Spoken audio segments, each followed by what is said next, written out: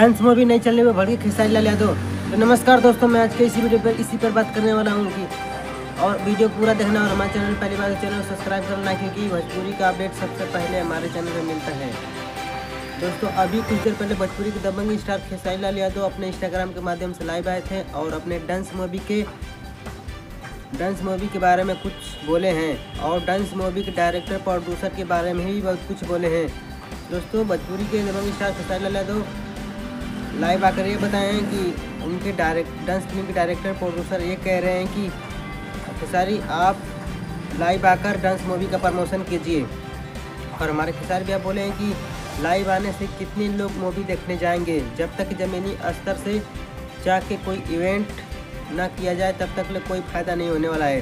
दोस्तों, हम बता दे रहे हैं खेसारी भैया बिल्कुल सही बात बोले हैं। जब तक ज़मीनी स्तर से जाकर कोई इवेंट ना किया जाए तब तक कोई फ़ायदा नहीं होने वाला है।